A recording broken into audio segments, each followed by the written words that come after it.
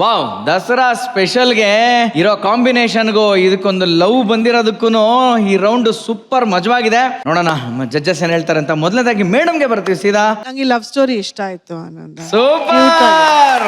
Love ಗೆ there's no age ಅಂತೀವಲ್ಲ, it was absolutely like that ಅನ್ಸುತ್ತೆ ನನಗೆ. ಬಟ್ ಅದ್ರಲ್ಲಿ ಒಂದ್ ಕಾಮಿಡಿ ಮಾಡಿದ್ದು, ಈ ಒಂದ್ ಪೋಲಿ ಅಪ್ಪ ಒಂದ್ ಮನೆಗ್ ಬರ್ತಾನೆ, ಪಕ್ಕದ ಮನೆ ಆಂಟಿಗ್ ಲವ್ ಹೊಡಿತಾನೆ, ಲೈನ್ ಹೊಡಿತಾನೆ ಅನ್ನೋದು ತುಂಬಾ ಕ್ಯೂಟ್ ಆಗಿತ್ತು. ನಂಗೆ ನಯನ, ನಾನು ಮತ್ತೆ ಜಗ್ಗೇಶ್ ಸರ್ ಮಾತಾಡ್ತಾ ಇದ್ವಿ, ಒಂದು ವಯಸ್ಸಾದ್ಮೇಲೆ ಶೀಸ್ ಗೋಣ ಬಿಕಮ್ ಒನ್ ಪೋಲಿ ಅಜ್ಜಿ ಆಗ್ತಾಳೋಳು ಅಂತ ನಂಗೆ ಬಹಳ ಡೌಟ್ ಇದೆ ನನಗೆ. But it suits her, that character suits her, ಚೆನ್ನಾಗಿ ಮಾಡ್ತಾಳವಳು. ರಾಕಿ ಸೂಟ್ ಆಯ್ತು ಆಕ್ಚುಲಿ. ರಾಕಿ ಜನರಲ್ ಆಗಿ ಅದು ಸೂಟ್ ಆಗೇ ಆಗುತ್ತೆ, ಬಟ್ ರಾಕಿ ತುಂಬಾ ಚೆನ್ನಾಗಿ ಮಾಡ್ದ. ಅವ್ನು ಡಾನ್ಸ್ ತುಂಬಾ ಚೆನ್ನಾಗಿ ಮಾಡ್ದ ಇವತ್ತು. ಅಂಡ್ ಆಲ್ಸೋ ಪ್ರತಿಯೊಂದು ಆ ಲವ್ ಪೋರ್ಷನ್ಸ್, ಪ್ರತಿಯೊಂದು ಸಾಂಗ್ ಸೆಲೆಕ್ಟ್ ಮಾಡಿ ತುಂಬಾ ಕ್ಯೂಟ್ ಆಗಿತ್ತು, ತುಂಬಾ ಇಷ್ಟ ಆಯ್ತು. ಸೂಪರ್. ಅಂಡ್ ರಾಕಿದು ಆ ಪ್ರತಿಯೊಂದು ಹಾಡಿಗೂ ಬಾಡಿ ಲ್ಯಾಂಗ್ವೇಜ್ ತುಂಬಾ ಚೆನ್ನಾಗಿ ಮಾಡ್ದ. ಸ್ಪೆಷಲಿ ಫಾರ್ ದ DDLJ ಆ ಒಂದು ಟ್ಯೂನ್ಗೆ ತುಂಬಾ ಚೆನ್ನಾಗಿ ಮಾಡಿದ್ರು. ಅದ್ ಬಿಟ್ಟು ಐ ಥಿಂಕ್ ಇಬ್ರು ಗಂಡು ಮಕ್ಕಳು ತುಂಬಾ ಚೆನ್ನಾಗಿ ಮಾಡಿದ್ರು. ಅವ್ರವ್ರ ಮಕ್ಕಳು ಇಬ್ರು ತುಂಬಾ ಚೆನ್ನಾಗಿ ಮಾಡಿದ್ರು, ಧೀರಜ್ ಅಂಡ್ ಚಿದಂಬರ. ಸಖತ್ ಎಂಟರ್ಟೈನ್ ಮಾಡಿದ್ರು. It was very very cute ಅಂತ ಅನ್ಸ್ತು ನನಗೆ. Super super super. ಎಸ್ ಭಟ್ರೆ, ಮುಂದುವರಿಸಿ ಈಗ ನೀವು.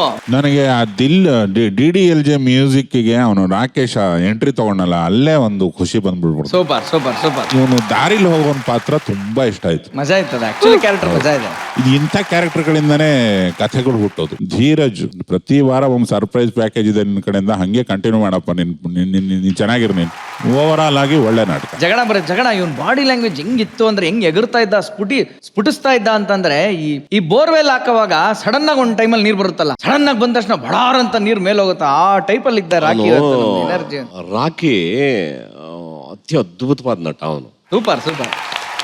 ಅವನು ಆಕ್ಚುಲಿ ಪಾತ್ರವೇ ಆಗಿದ್ದ. ಹಾ, ದಟ್ ಈಸ್ ದಿ ಬ್ಯೂಟಿ. ಅವನ್ನ ಬಿಟ್ರೆ ಈಕೆ ಎಸ್ ಎಸ್, ಈ ಬ್ಯಾಲೆನ್ಸ್ ಅಂದ್ರೆ ಇದು ಮಾರಲ್ ಏನು ಅಂತ ಅಂದ್ರೆ, ನನ್ನ ಪ್ರಕಾರ ನಮ್ಮಲ್ಲಿ ಏನಾಗಿದೆ, ತುಂಬಾ ಪದ್ಧತಿ ಸಂಸ್ಕೃತಿ ಅನ್ನೋದು ಎಲ್ಲವೂ ಕೂಡ ಒಂದು ಚೌಕಟ್ಟು ಹಾಕೊಂಡು ಇಟ್ಬಿಟ್ಟಿದೀವಿ. ಆದ್ರೆ ಮನಸ್ಸು ಎಂಬತಕ್ಕಂತ ದೊಡ್ಡ ವಿಶಾಲವಾದಂತ ಒಂದು ಹಿಮಾಲಯ ಪರ್ವತ ಇದೆ. ಇದು ಮನಸ್ಸು ವಿಶಾಲವಾದ ಹಿಮಾಲಯ ಪರ್ವತ.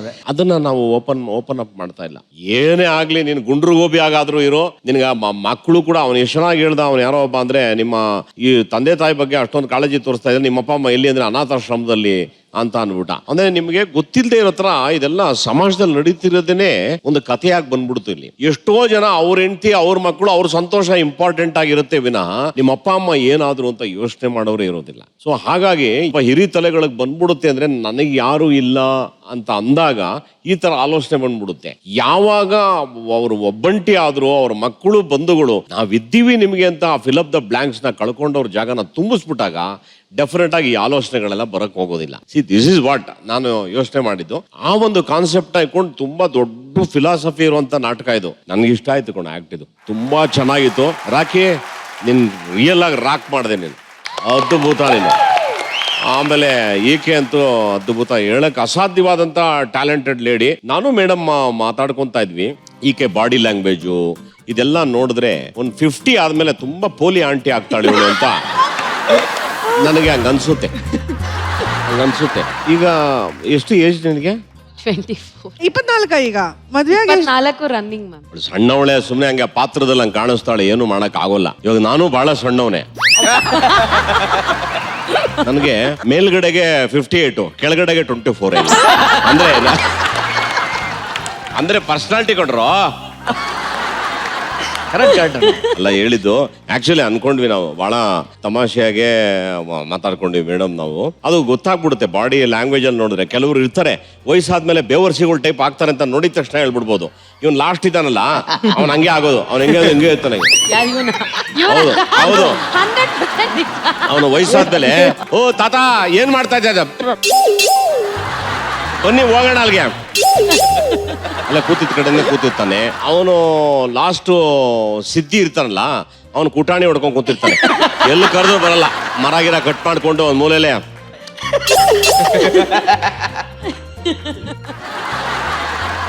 ಹಿಂಗ ಅನ್ಕೊಂಡು ಅವನು ಕೂತಿರ್ತಾನೆ. ಇವನ್ ಸ್ವಲ್ಪ ಮಿಂಡ್ರಿ ಇದ್ದಂಗೆ ಇರ್ತಾನೆ. ಅವನು ಸ್ವಲ್ಪ ಚಮಕ್ಕಿದ್ದಾನೆ. ಅವನು ಎಲ್ಲಿ ಆ ಕಡೆ ಊಟ ಆ ರೇಂಜ್ ಅವನು. ರಾಕಿ ಇರ್ತಾನಲ್ಲ ಸ್ವಲ್ಪ ನಾಚಿಕೆ ಮುದ್ಕ ಒಂಥರ ನಾಚಿಕೆ ಮುದ್ಕ ಅಣ್ಣ. ಬಟ್ ಆನಂದ ಮಾತ್ರ ಅವನ ಆನಂದ ಮಾತ್ರ ಮಹಾನ್ ಚಿನಾಲಿ ಮುದ್ಕ ಅಂತ ಇರ್ತಾರೆ ಗೊತ್ತಾ. ಸುಮ್ಮನೆ ಒಂಥರ ಹಸಿಗಳ ತರ ಆಡ್ತಿರ್ತಾರೆ. ಹೆಂಗೆ ಅಜಯ್ ಬೇರೆ ಆಮೇಲೆ ಅಣ್ಣ ನಿಜಾಗ್ಲಿಲ್ಲ ಅಣ್ಣ, ಅದು ನಮ್ ಸಂತುಗೆ ಇಲ್ಲ ಮಡೆನವ್ರ ಮನಗ್ ಸೂಟ್ ಆಗುತ್ತೆ ಅಣ್ಣ ನೀವ್ ಹೇಳ್ತಾ ಇರೋದು. ಅಲ್ಲಿ ನೋಡಿ ಅಣ್ಣ, ಸ್ವಲ್ಪ ಆ ಕಡೆ ನೋಡಿ ಹೇಳಿ ಅಣ್ಣ, ಆ ಫೇಸ್ ನೋಡಿ ಹೇಳಿ ಅಣ್ಣ. ನಾನು ಇನ್ನೂ ಬೇಕಾದ್ರೆ ಮನು ಚೂಟಿ ಆಗಿರ್ತಾನೆ ವಯಸ್ಸಾದ್ಮೇಲೆ. ಈ ನನ್ನ ಮಗ ಇವನ್ ಹೆಂಗಿರ್ತಾನೆ ಗೊತ್ತಾ, ಅಚ್ಚಾ, ಆಯ್ತಲ್ಲ ಕಣಪ್ಪ, ಅದು ಅದೇನೋ ಎಲ್ಲಿದ್ದೀರೋ ಅಂತ ಕಿರ್ಚ್ಕೊಂಡು ಯಾವ್ದೋ ಇದ್ರ ಮೇಲೆ ಸೆಟ್ಲ್ ಆಗ್ಬಿಟ್ಟಿರ್ತಾರೆ. ಹಂಗಾಗೋಗ್ಬಿಟ್ಟಿರ್ತಾರೆ, ಆ ಟೈಪ್ ಆಗೋಗ್ಬಿಟ್ಟಿರ್ತಾರೆ. ಮೇಡಮ್ ಹೆಂಗಿರ್ಬೋದು? ಮೇಡಮ್ ಅವಳು ಹೆಂಗೆ ಅಂತ ಅಂದ್ರೆ ವಯಸ್ಸಾದ್ಮೇಲೆ ಒಂಥರ ಕ್ಯೂಟ್ ಅಜ್ಜಿಗಳಿರ್ತಾರೆ ಗೊತ್ತಾ, ಎಲ್ಲ ಮುಖ ಎಲ್ಲ ಕ್ಯೂಟ್ ಆಗಿರ್ತದೆ. ಆಮೇಲೆ ಅವ್ರ ಟ್ಯಾಲೆಂಟ್ ಬರೀ ಮುಖದಲ್ಲೇ ತೋರಿಸ್ತಾರೆ, ಬಾಡಿ ಅಳ್ಳಾಡ್ಸೋದೇ ಇಲ್ಲ ಅವ್ರು ಆ ಕಾಲದಲ್ಲಿ.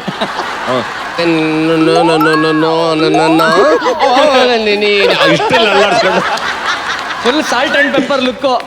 ಇಷ್ಟೇ ಇಷ್ಟೇ ಮಜಾ ತಗೊಂಡದವ್ರು ಆ ಏಜ್ ಆದ ಕಾಲದಲ್ಲಿ. ಆ ತರ ಅಜ್ಜಿ ಅವರಾಗಿರ್ತಾರೆ. ಭಟ್ರು ಹೆಂಗೆ ಅಂತ ಅಂದ್ರೆ ಒಂಥರ ತೀಟೆ ತಾತ. ಅವ್ರು ಹೆಂಗೆ ಅಂದ್ರೆ ನೋಡ್ತಾರೆ ಹೆಂಗೆ, ಅಜಯ್ ನಿಮ್ ಮೇಲೆ ಒಂದು ಕವಿತೆ ಬರ್ತೀನಿ ತಡೀರಿ.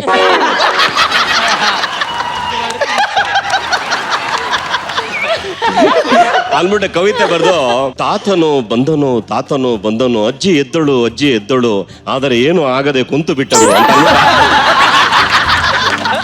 ತಾತನು ನಿಂತನು. ಹಂಗೆ ಮಜಾ ತಗೊಂಡ ತಾತ ಆಗಿರ್ತಾರ ಆ ಕಾಲದಲ್ಲಿ. ಅಲ್ಲ ಜಗ್ಗಣ್ಣದೇ ಹೇಳಲಿಲ್ಲ, ಜಗ್ಗಣ್ಣ ಸುಮಾರು ಸಲ ಹೇಳಿದಾರಲ್ಲ ಅವ್ರು. ಫಸ್ಟ್ ಅವ್ರದ್ದೇ ಹೇಳಿದ್ದು, ನನ್ ಮೇಲೆ 50 ಕೆಳಗೆ 24 ಅಂತ. ಅಲ್ಲ ಕಣ ಆನಂದ, ನಾನೇನು ಸುಳ್ಳು ಹೇಳ್ತಾ ಇದ್ದೀನಿ? ಇಲ್ಲ ಅಣ್ಣ, ನಿಂತ್ಕೊಂಡು ತೋರಿಸ್ಬಿಡ್ಲೇನೋ? ಹ್ಞೂ ಅಣ್ಣ. ಮೇಡಮ್ ನೋಡಿ ಮೇಡಮ್,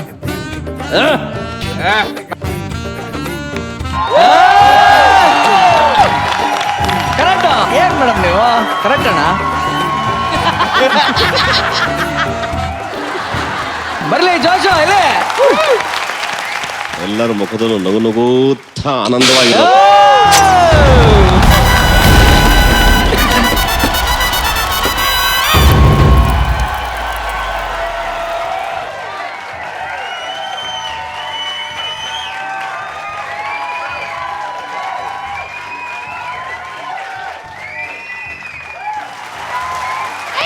ಓಕೆ, ಸೊ ಈ ದಸರಾ ವಿಶೇಷದಲ್ಲಿ ಬಾಲಣ್ಣ ಬಾಜಾ ಭಜಂತ್ರಿ ಅವರು ಬಾರಿಸಿದ್ದಾರೆ ಒಂದು ಮಾಸ್ಟರ್ ಬ್ಲಾಸ್ಟರ್.